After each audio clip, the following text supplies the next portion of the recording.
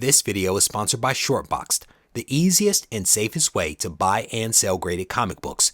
Visit them today using the link in the description. Reggie here, and I want to welcome you to another one of my videos. In this video, we're going to take a look at 5 villains that are associated with Spider-Man, and we are going to do them in no particular order. But what I will tell you is that this was a very hard list to put together because Spider-Man has arguably one of the best rogues galleries out there.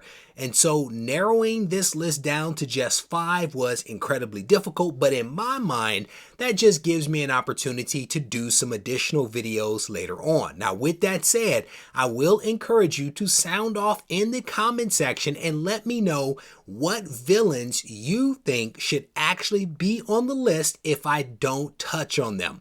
With that said, let's get to the video. The very first villain that I selected for the list, again, in no particular order, is arguably one of Spider-Man's greatest foes.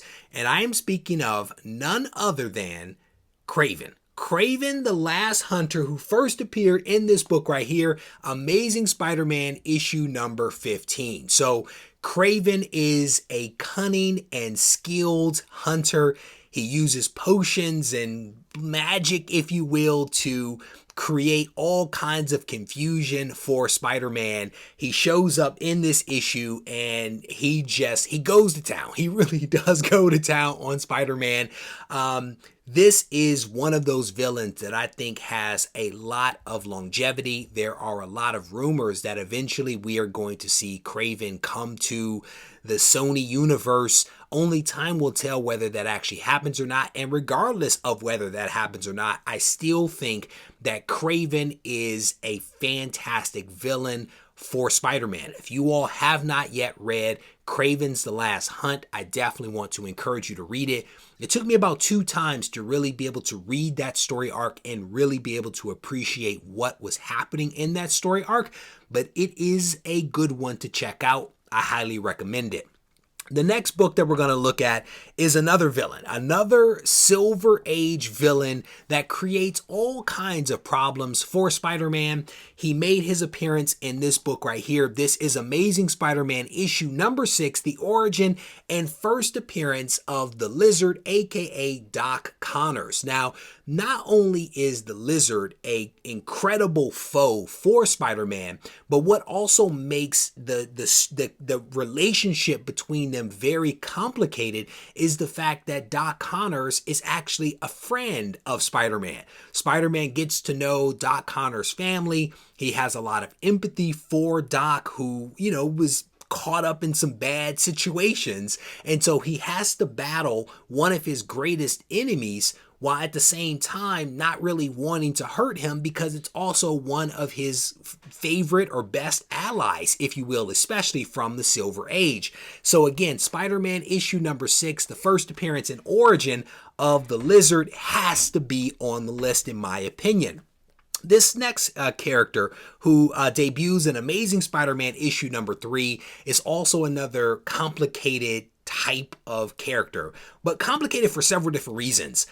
This is the first appearance in the origin of Doc Ock, who at one point actually demasks Spider-Man and also dates his aunt, which is incredibly awkward when one of your greatest villains basically dates your family member. It creates all kinds of challenges. But in addition to that, I had to include this book because Doc Ock is one of my personal favorites, not as a villain per se, but as a version of Spider-Man.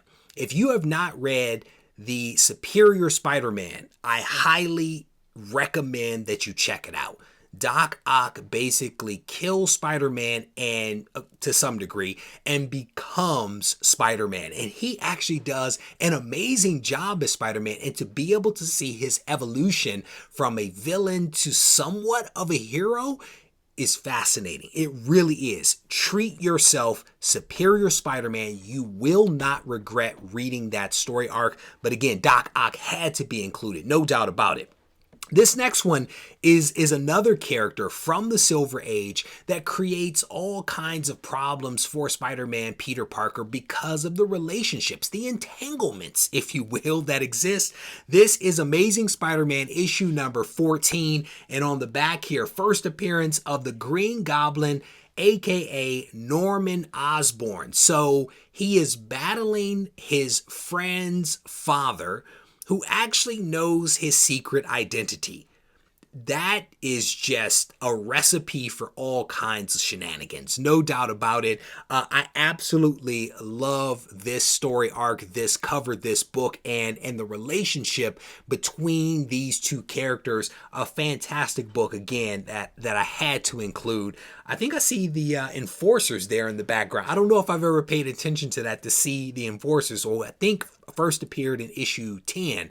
They are not a major villain for Spider-Man, but the Enforcers. This very last book is one that is not from the Silver Age, not at all. But it is a character that has had a lot of longevity and also has a very long relationship with Spider-Man. This is Amazing Spider-Man issue number 300, the origin and first appearance of Venom, aka Eddie Brock. And again, Eddie Brock and Spider-Man and Peter Parker go a long way.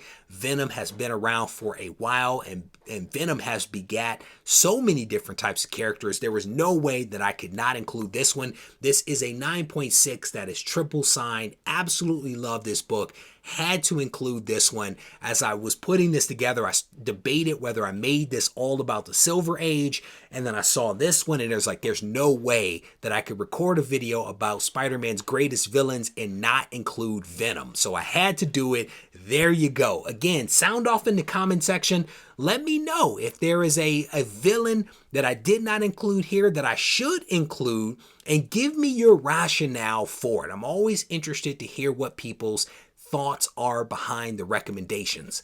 With that said, we're going to wrap this video up. I want to thank you guys for taking the time to watch, and be certain to leave a substantive comment behind, because if you do, you have a chance to win a $100 credit from my friends over at Shortboxed. If you need to reach out to me, feel free to do so on Instagram at Regie Collects. Take care.